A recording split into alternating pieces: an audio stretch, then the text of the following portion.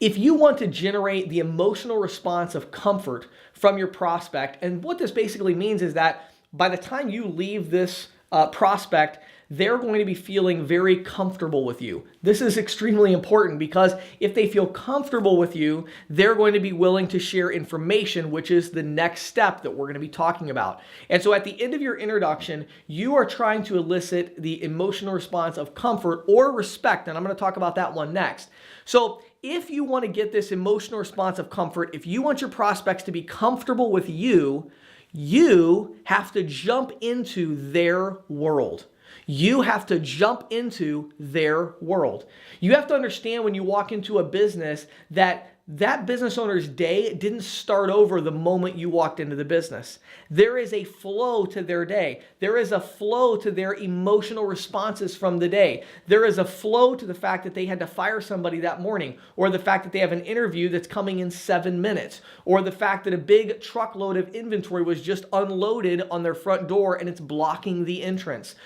There is an emotional response to that business owner who had a bad morning talking to his spouse about how they didn't make as much money as they wanted to that month and how they might not be able to go on that family vacation they wanted to go on, or the reverse.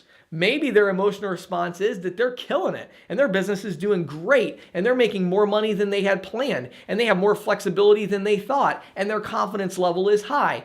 These are different types of flows that you have to get into. And I want you to imagine for a second that you're standing at the edge of a fast-flowing river, okay? And you're standing at the edge of this river and you decide that you want to have a comfortable trip down this river and you've got your kayak and your oar and you're ready to go, okay? Well, guess what? If you just jump into that river and start rowing upstream as fast as you can, you're not going to be very comfortable because you have to look at that river and understand which way is this river flowing, right? Where is it going? How fast is it going? Because I need to get in there and be going the speed that this thing is going.